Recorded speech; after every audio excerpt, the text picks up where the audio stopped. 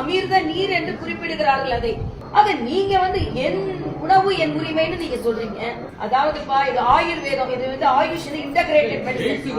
இல்ல ஒரு நிமிஷம், இன்டகிரேட்டட் மெடிசன் அது ஆராய்ச்சி பூர்வமாக ஹோமியோபதியில மைக்ரோ ஆர்கானிசத்தை பிரிவென்ட் பண்ற கேரக்டர் இருக்கு கண்டுபிடிச்சிருக்காங்க. அதனாலதான் வீட்டுக்கு முன்னால தெளிப்பாங்க, அது வீட்டுக்கு முன்னால தெளிப்பாங்க. அதனால அது ஆராய்ச்சி பூர்வமாக ஆயுர்வேதத்தில் மாட்டின் சிறுநீர் என்கின்ற கோமியம் மருந்து என்று எழுதப்பட்டிருக்கு. அதனால அமிர்த நீர் என்று குறிப்பிடுகிறார்கள் அதை. ஆக அந்த மருத்துவத்துல ஆயுர்வேதத்துல அது மருந்துன்னு சொல்லியிருக்காங்க. நீங்க நம்ம தமிழ்நாட்டுல நம்ம சங்க இலக்கியத்துல மாட்டு சாணம் பூசிய முற்றங்கள் கொல்லப்பட்டிருக்கிறதா இல்லையா? அப்ப மாட்டு சாணத்துல உங்களுக்கு கிருமி நாசினி இருக்குன்னா மாட்டு சிறுநீர்லயே கிருமி நாசினி இருக்கு. அதைத்தானே நம்ம சொல்றோம். எல்லா மிருகங்கள்ல உள்ள நம்ம சொல்லல.